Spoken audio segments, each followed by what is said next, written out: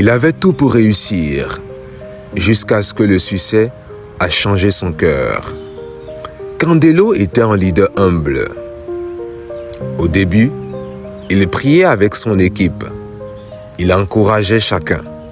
Il prenait les décisions avec ses collaborateurs. Son ministère grandissait et Dieu bénissait son travail. Et puis, le succès est arrivé.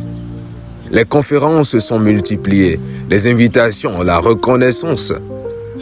Et peu à peu, Candelo a commencé à changer. L'homme simple est devenu distant. Celui qu'on appelait Frère Candelo voulait désormais être appelé révérend. Pour le rencontrer, il fallait prendre un rendez-vous. Mais le plus grand changement n'était pas son bureau, c'était son leadership. Désormais, il voulait tout contrôler.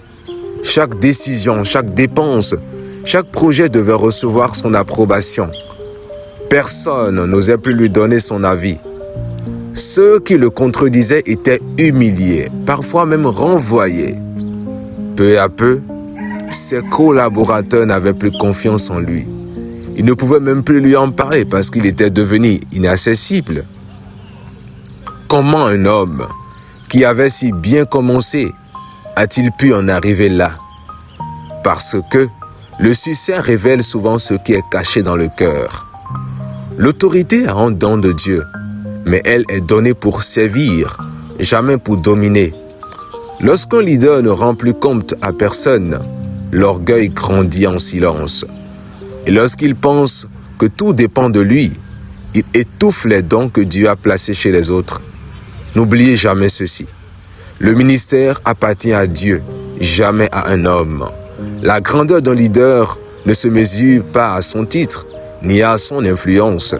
Elle se mesure à son humilité, à sa capacité à servir et à sa ressemblance à Jésus-Christ.